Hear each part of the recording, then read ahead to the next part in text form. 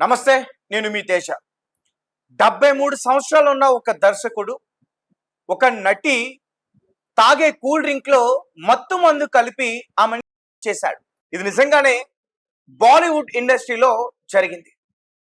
తర్వాత అతను పోలీసులకి దొరకకుండా కొన్ని రోజులు తప్పించుకుంటూ తిరిగాడు. మొత్తానికి పోలీసులకి చిక్కాడు. దీని గురించి క్లియర్ గా చెప్పేందుకు ప్రయత్నిస్తాను. అతని పేరు షకీల్ నురానీ. 1999లో బడే దిల్వాలా అనే ఒక సినిమా తీశాడు. తర్వాత జామ్ కా కలాం 2000లో ఇదొక సినిమా తీశాడు. తర్వాత నిర్మాతగా ఉన్నాడు బాలీవుడ్ ఇండస్ట్రీలో. అతను నిర్మాతగా చాలా సినిమాలు తీశాడు. అయితే ఇతను ఒక అవార్డు ఫంక్షన్కి వెళ్ళాడు. సినిమా వాళ్ళకి సంబంధించిన అవార్డు ఫంక్షన్ అది.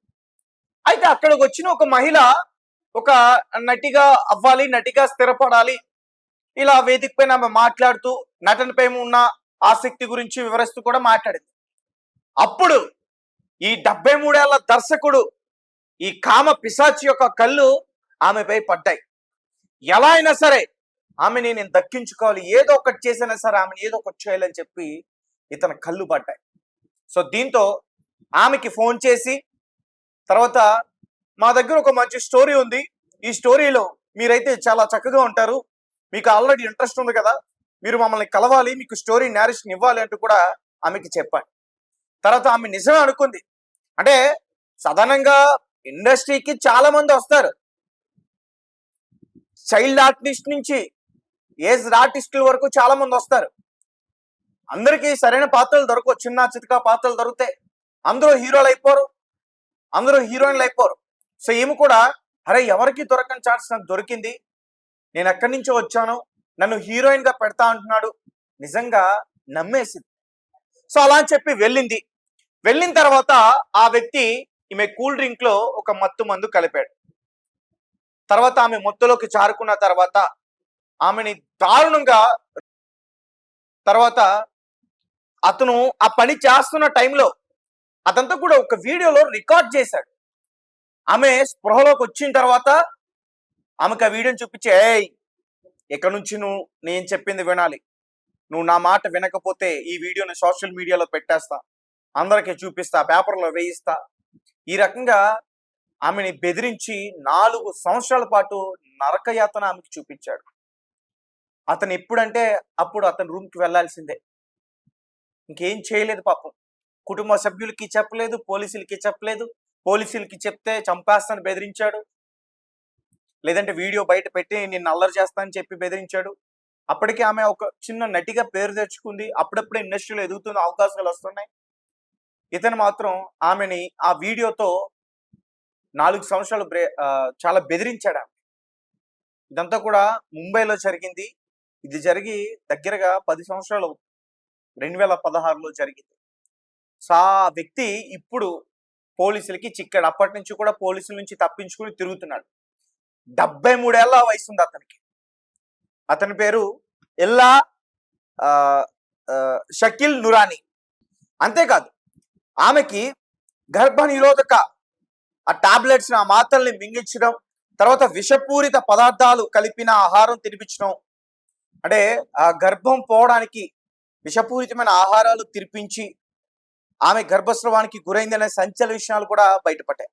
వైద్య చికిత్స కోసం నటి ముంబై తిరిగి వచ్చిన తర్వాత దాదాపు 40 రోజుల క్రితం మాల్వాని పోలీస్ స్టేషన్ లో ధైర్యంగా ఫిర్యాదు చేసింది అతని గురించి. పోలీసులు కేసు నమోదు చేసుకుని వెంటనే 73 ఏళ్ల షకీల్ నురానీ అతన్ని పట్టుకునే ప్రయత్నం చేశారు. తర్వాత పోలీసులు మొదట ఆయన కుమారుడి అంధేరి లోకాన్వాలా నివాసంలో సోదాలు చేసినా అతను ఆచూకీ లభించలేదు. చివరకు సాంకేతిక ఆధారాల సహాయంతో ముంబైకి దాదాపు 200 కిలోమీటర్ల దూరంలో అతను ఉన్న మహాబలేశ్వర్ అనే ఒక ఏరియాలోని ఒక ఫామ్ హౌస్ లో దాక్కున్నట్లు గుర్తించారు. శనివారం తెల్లవారుజామున రంగంలోకి దిగిన పోలీసులు నురానీని అదుపులోకి తీసుకుని ముంబైకి తరలించారు. నురానీపై నూతన భారతీయ న్యాయ సంహిత భిన్న సెక్షన్లు 64(2)M అది లైంగిక దాడి చేసినందుకు, 123 విష ప్రయోగం, 88 అక్రమ గర్భస్రావం కలిగించడం మరియు 351(2) నేరపూరిత బెదిరింపు ఈ సెక్షన్ల కింద కేసు నమోదు చేసి అనంతరం గురవాలి కోర్టులో హాజరుపరచగా న్యాయస్థానం ఆగస్టు 12 వరకు పోలీస్ కస్టడీకి అనుమతించింది. సినిమా ఆశలతో వచ్చే నటీనటుల జీవితాలతో ఆడుకునేటువంటి సంఘటనలు బాలీవుడ్ చీకటి కోణాన్ని మరోసారి బయటపడ్డాయి.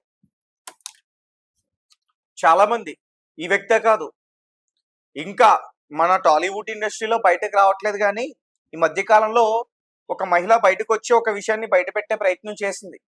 ఆమె నోరు మూసే ప్రయత్నం చేశారు కొంతమంది.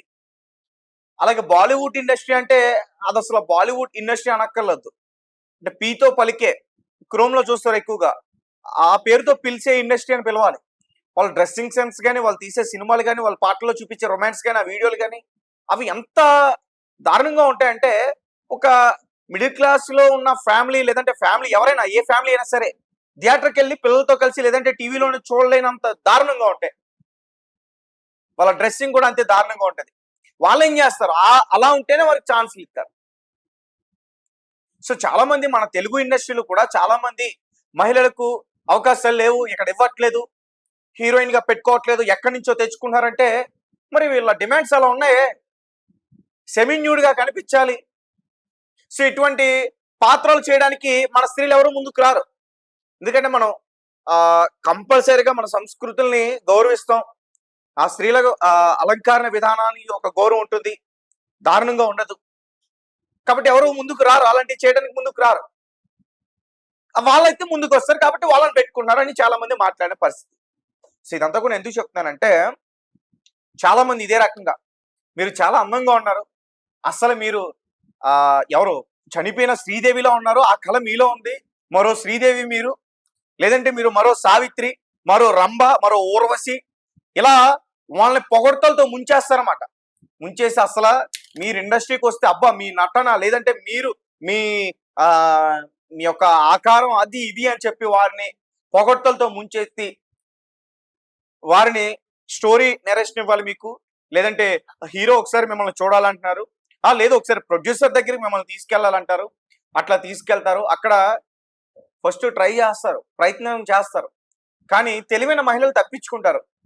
సో వీళ్ళు కొంచెం క్రూరంగా ఆలోచిస్తే ఇలా మత్తు పదార్థాలు కలిపి తాగించి, లేదంటే ఆమెకి డ్రింకింగ్ అలవాటు ఉంటే తాగించి, తాగిన మైకంలో చాలా దారుణంగా వారితో బిహేవ్ చేస్తారు.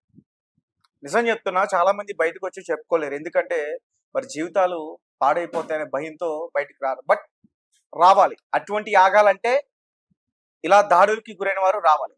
ఏదైనప్పటికీ ఆ మహిళ అయితే మాత్రం వచ్చి బయటికి అతని పైన ధైర్యంగా కేసు పెట్టింది. 73 సంవత్సరాలు ఉన్న ఆ వ్యక్తి, మరి 73 సంవత్సరాల్లో అటువంటి కోరికలు అవసరమా? సో ఇప్పుడు జైలు జీవితాన్ని గడపాల్సిన పరిస్థితి అయితే వచ్చింది. చాలా సెక్షన్లు పెట్టారు, అన్ని కూడా criminal sections. And me comments ఏంటి, మీరు ఎలా రియాక్ట్ అవుతారు? ఈ కాస్టింగ్ కోచ్ పైన మీ స్పందన ఎలా ఉంటుంది? నిజంగా ఇలా కాస్టింగ్ కోచ్ అనేది ఉంటుందా? నటీనటులు నేను ఇప్పుడు చెప్పినట్టు మోసం చేస్తారా? ఎంత జరుగుతుందా, జరగదా? ఖచ్చితంగా రెస్పాండ్ అవ్వండి, కామెంట్లో తెలియపరచండి. Thank you so much.